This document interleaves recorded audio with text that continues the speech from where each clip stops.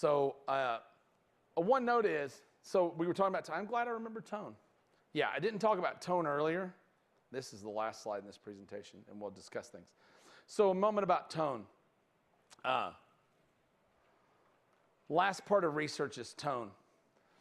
This one's a little harder. See, I put it last because you kind of got to get everything else down in your hook, right? So before you write your, I think that this is a lesser discussion than it was a year ago. But when you're going to write, tone is incredibly important, right?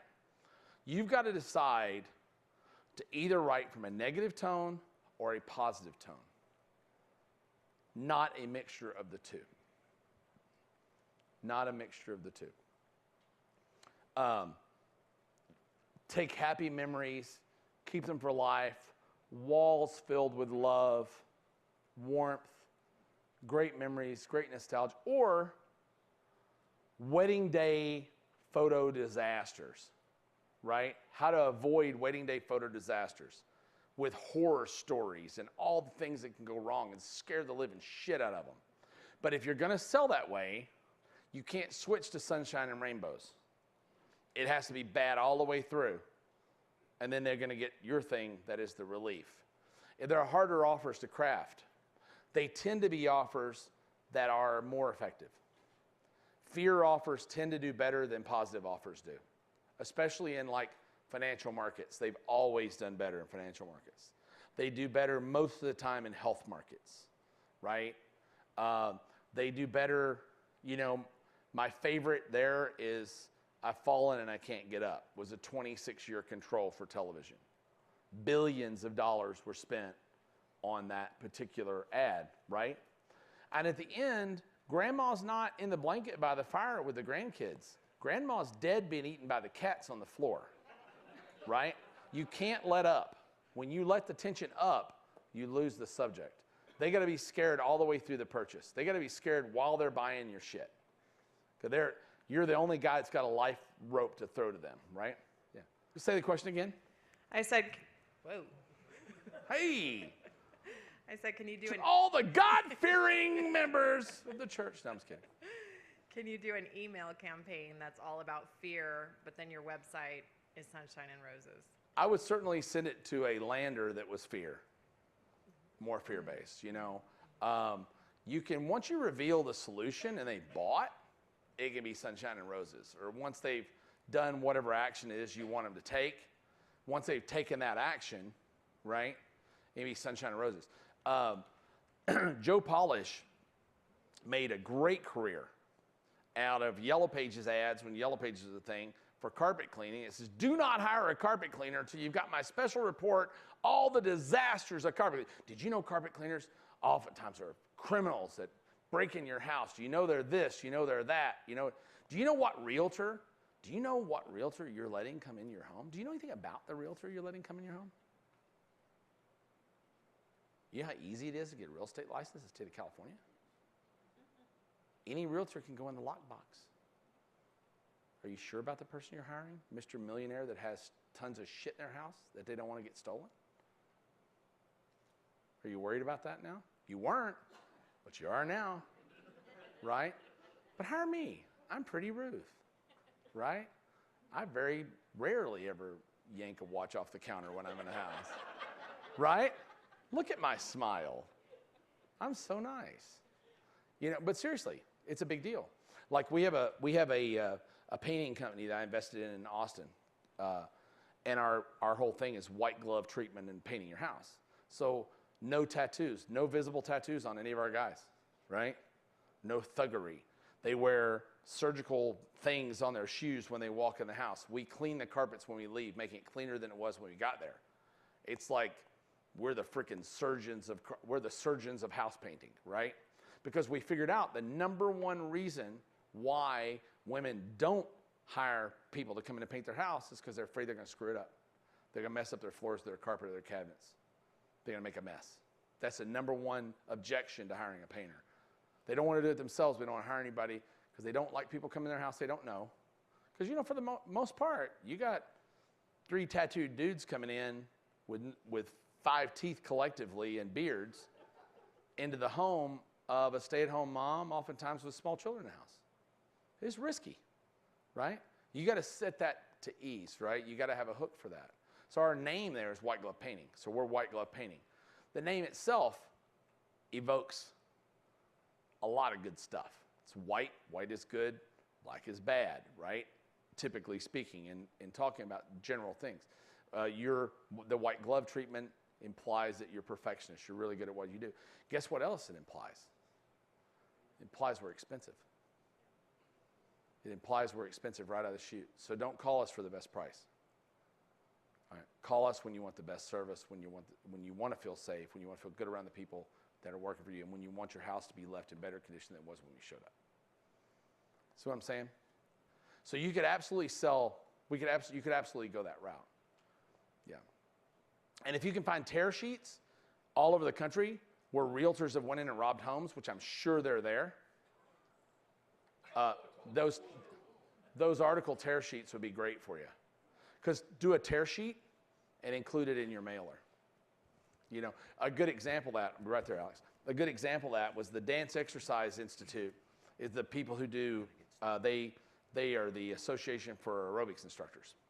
And they were never very successful. Some aerobics instructors joined, but most didn't see a reason to. They did a tear sheet campaign because somewhere in Alabama or somewhere, an aerobics instructor, a lady sued the gym because she blew out a knee because her aerobics instructor was overstressing her, right? She ended up owning the gym. They lost a decision and she ended up taking the gym, right? So they tear sheeted that, sent it to every gym in America and said, hey, are your aerobics instructors certified with the Dance Exercise Institute? If not, this could happen to you. Right? They didn't even go after the target market. They went after the market. They went after the people who had power over the target market. They signed them all, 100% of them, because it didn't cost the gym owner anything. Gym owners went to the instructor and said, hey, you got to get this or you can't work here anymore. It's like, you know, in the real estate business, you can't lease space unless you have liability insurance with a additional insured rider, right? They won't let you. Same's true. Yeah, same is true. Yeah. What is a tear sheet? A tear sheet is excuse me, the question from Sal was, what is a tear sheet? A tear sheet is a reproduction of an article. So let's say that the Houston Chronicle runs this story about a gang of realtors that were going around pretending to show houses, but were really casing houses to rob, right? I'm sure those stories are out there. So you can contact the Chronicle and ask them if you can run tear sheets of that. And they'll print them for you. They'll print you 10 or 20 or 30,000 of them. They're cheap, cost a few pennies. And they'll just send them to you. And then you can fold them up and send them out in your mailers. Tear sheets are incredibly powerful, yeah. Got Junk, I know the CEO, and they thought the hook was no ink, just like your painters and all that, but it ended up being, you know, just point. Just point, To get rid of the junk. point and it goes away. Yeah. That's a really good idea. Point, watch it vanish. Yeah. That's pretty cool. I noticed their 1-800-JUNK, their competitor now, their commercials are pretty cool because the truck pulls up, blocks the garage. And the truck pulls up, there's shit in the garage. The wife looks furious at the husband who's looking down like this because the garage is a shithole. A few seconds later, the truck pulls away, the garage is empty, wife has arm around the husband's smiling, he's about to go get laid. Seriously, the ad absolutely implies they're about to go hit it. 5 minutes from now, they're in it. They park the trucks on the side of the road with the 800 number, so, you can call them. And Yeah. They never park the trucks where you can't see them. Right, yeah. They're really, it's a genius business too. One of the things they're doing now too, they would always call us for a quote. Tell us what all you have, then we'll give you a quote on the phone, all that bullshit. Now it's, we'll haul away any item for $29.95. So they show up and haul away one thing. How many people do you think they leave with hauling away one thing? Approximately 0%. It's almost nobody, right? I need to get rid of a busted treadmill that got done in a move. I'm going to call them to haul my treadmill. My wife will have 17 extra things. It'll be a $300 bill before they get the hell out of it. I promise you. So I'm probably just going to live with it. It's blocking my motorcycles. It pisses me off. All right. Okay, so yeah, note about tone. We talked about go all the way one way or the other. Any last questions, thoughts, feelings, emotions? Yep. Cole, hold on. Can you give us a little clarity on the differences between offer, headline, and hook? I'm trying to grasp it. I think I'm Yes. getting it. But Yeah. when you mention offer, it seems like that can. Offer comes much later, oddly enough. But sometimes a headline, like what is an offer? Is it the product and the price together, or? No. So a hook is, in my opinion, a hook has little to do with the product and much more to do with the market. So tomorrow when we start talking about headlines, I never tell people, for the most part, unless I'm just in a head-on market, which I hate to play in, I never tell people what I'm selling early on, right? That's the offer. The offer is what you're selling, right? The headline is a promise of a desired end result, right? The offer, the product is the vehicle that gets you there. You can't make the offer until you've revealed the product, right? You follow me? Yeah. So what you're trying to figure out in a hook is, what you're trying to figure out in a hook is how can you emotionalize the desired end result? And here's how you do that. So like in your market, for instance, I want to take better pictures, right? There's your market, right? That's your promise. I want to take better pictures. So what you've really got to think about is why, right? You got to think of why they want to take better pictures. And then tomorrow when you write a headline, you should write a headline that emotionally charges the sentence about taking better pictures, right? It should be, it should really stir, make them cry, make them laugh, make them mad, make them whatever. I don't care what it is, but the more emotions you can stir in a presentation, the better, right? But if you, or any kind of presentation, a video, I love to do videos, so I'll make them, like here, you know, I'll tell you guys about, you know, we watched a very sad video, and the next thing later, I'm cracking a joke about something, so I'll try to interject humor. I want you to laugh, I want you to be worried, I want you to be excited, I want you to be scared, I want you to be all those things, because the more of those emotions that I touch, the more we're going to be connected, right? Same is true with you. So the answer to your question is the hook is how am I going to emotionalize my client's desired end result? My headline is how am I going to communicate that, right? How am I going to communicate that in words? Because like, for instance, a keystone we talked about earlier, I'll talk about it again tomorrow, so it'll be redundant, but Domino's Pizza is the greatest example ever, right? They took a product that could not possibly be more commoditized. Pizza is pizza, right? They built a multi-billion-dollar business now out of hot pizza delivered in 30 minutes or less, or it's free. All they did was some super basic research. Why didn't people eat more pizza? Because they didn't want to go out to pizza restaurants, because it takes a long time to wait to get the freaking pizza, right? So everybody wanted delivery. Check. So why wasn't delivery incredibly successful? Because it was slow, and when you got it, the pizza was cold, right? And that was it, right? And other people promised to do it fast and hot, but guess what happened if it wasn't? Nothing. So they put risk reversal into the process, right? So now it's hot pizza delivered in 30 minutes or less, or it's free. That's a keystone statement. And the crazy part is, it's really, really cool about that, is they never said a damn word about the pizza being good. They never did. Because they knew the pizza wasn't that good. It never was. It wasn't until 23 years later they came back with this big Mea Culpa campaign they did a couple of years ago saying, hey, you know, when we built Domino's, we built it on this premise and yada, yada, yada. And it occurred to us last Tuesday that our pizza kind of sucks. I'm serious. Did you see the ads? They were pretty much, that was the ad. It occurred to us our pizza sucks. So guess what we figured out how to do? Surprise, we made a better pizza. Right?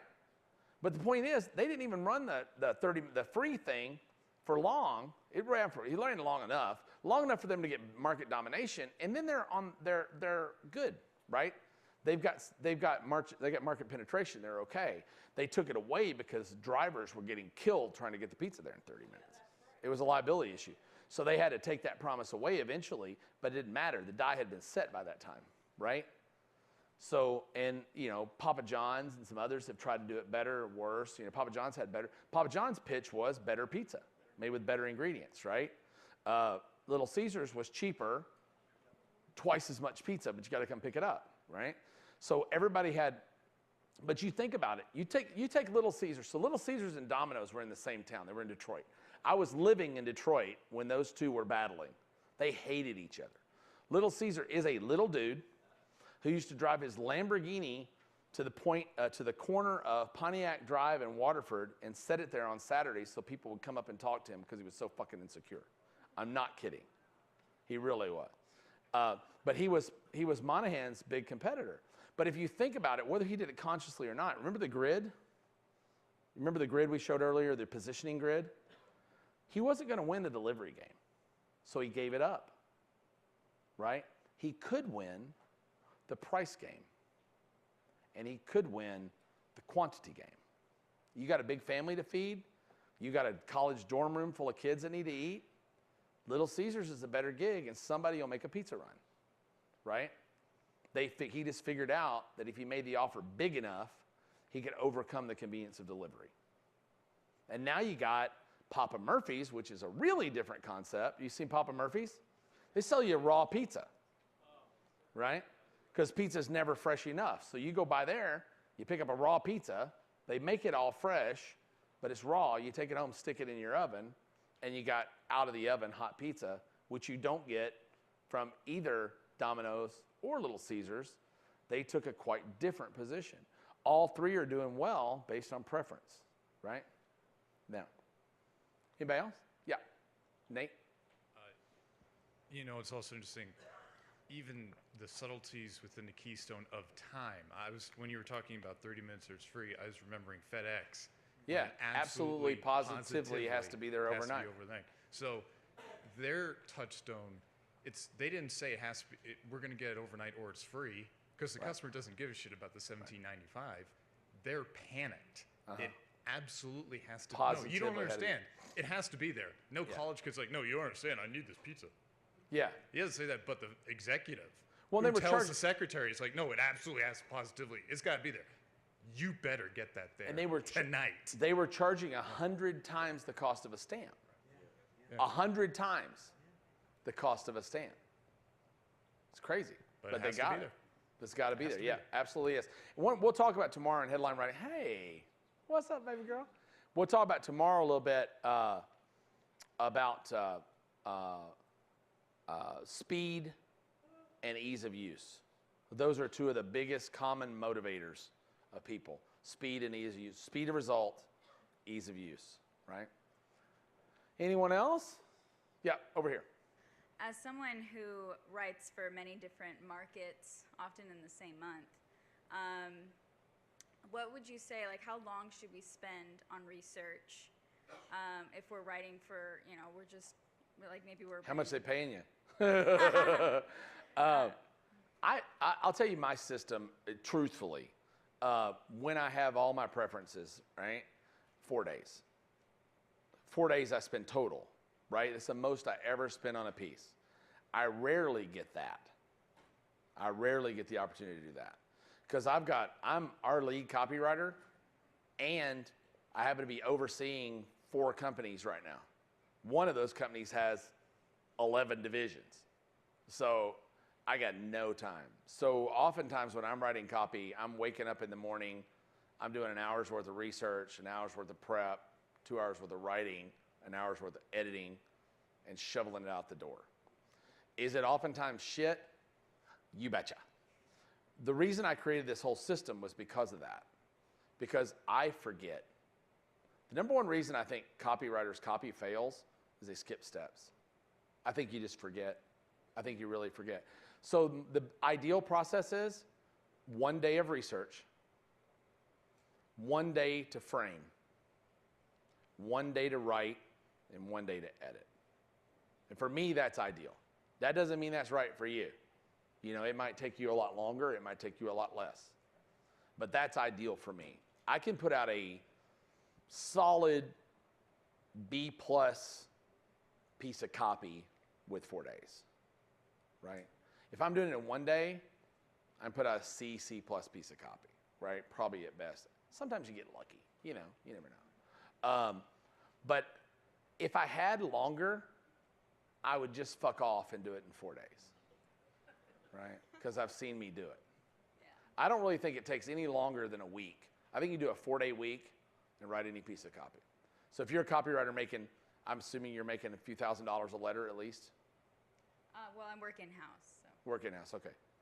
So, but if you're writing a big long piece, right? I would say that, you know, bad copywriters are making $2,000-3,000 a letter.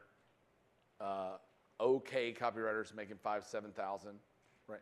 What's your rate right now, Nate? It's points, base plus points, right?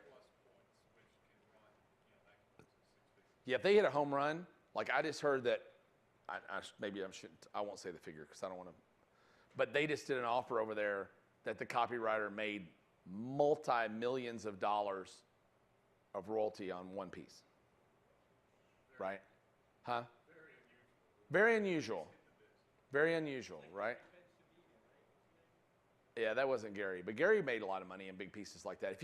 Most of the better copywriters write for royalty. They write for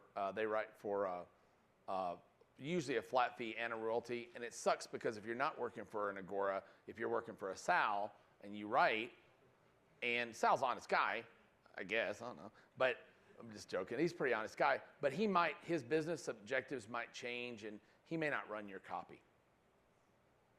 So if you didn't get a big flat fee out of him, he just never ran it. He didn't have the budget to run the he didn't have the budget to run, or he didn't. His business objectives changed. He decided to go from commercial real estate to something else, whatever. And then you've written all that copy based on the bet of a royalty. I think the perfect combination is both. You know, it's ridiculous to pay I think it's ridiculous to pay a copywriter $20,000 or $30,000 to write a letter. Although I ask for 40. When I do it, I ask for 40,000 because I don't want the jobs, right? I think it's ridiculous to pay anybody that, especially no one who's produced winning copy for you in the past, right? But copywriters will flat ask you for it with a straight face. I know some will ask for 100, right? And they ain't got to catch many, you know, catch a couple and they're, you know, you're in. But yeah, 4 days, 4 days. And I think if you're marketable, if you're going to be freelance ever, you know, if you agree to write for $2,000-3,000, $4,000 plus some points, you get a lot of work if you're good at all. Have any of your clients used this process for public speaking, selling from the stage? I have. Nice. Yeah, I absolutely have. I don't think there's any difference. I think there's no difference in a video sales letter presentation and a stage presentation. I think they're practically the same. Yeah. I wrote. I think it still holds the record. Well, I know Russell just crushed his event not long ago selling his third. But when Ryan did Glazer Kennedy 5-6 years, when they were at the peak, they were packing it out. And it was like a perfect alignment. Bill teed him up. I wrote an offer that was just a monster, and it was just a straight up VSL offer, and he delivered it live. And I want to say it did high sixes from stage in like 58 minutes. A bunch of courses actually, which is crazy, and some pseudo coaching that went with it. But it was primarily a series of courses, which I honestly don't think that offer would work today. I think people are just over courses a bit. They'll still buy them, but I think they're buying less and less of them. There has to be a community tied to it. There has to be a lot of other pieces tied to it other than just a learning experience. You know, one of the best experiences we ever had was selling a community and giving away the course, which I think is a much better way to go. Is that what you do, Derek, now? Or are you still selling the course? Yeah. If you sell the community and give away the course, I'll tell you this, your refunds will cut in half. You'll do far fewer refunds, and you won't have your shit pirated. Your shit won't be pirated because it's no good without the community. You make the whole point about the community. Yeah. And when you were talking, sorry, Yeah. when you were talking before about the tone, you said it's either like full-on negative or full-on positive. Yeah. But I mean, when you do want to make the transition to sell the product, let's say it's negative on the lender, but you said it's never positive just before It's never they buy, positive. or- All the but- way through, oh, it's bad. Yeah, So- all the way through, it's bad. so you how just do we you just express the- explain the solution and how it can overcome that risk and that fear very briefly, and you ask them to buy. Okay, Because go you don't all want to negative. change their emotional state, right? Trump didn't, the day before the election, Trump didn't go, hey, no matter who you vote for, it's all going to be good. He didn't turn into a nice guy a week before the election. He wanted you to be fueled with anger and fear and go and cast that vote. If he had changed his position and a tone a week before the election, I feel certain he would have lost because people would have been confused. There's no consistency, right? You got to stay all the way negative or all the way positive. You read those Agora letters, they ain't nothing happy about them letters, right? And at the end of the day, what they're selling ain't nothing happy about what they're selling. The only thing's happy is the premiums they're giving away when you buy what they're selling. Those are the positive pieces. For the most part, that's an overgeneralization, but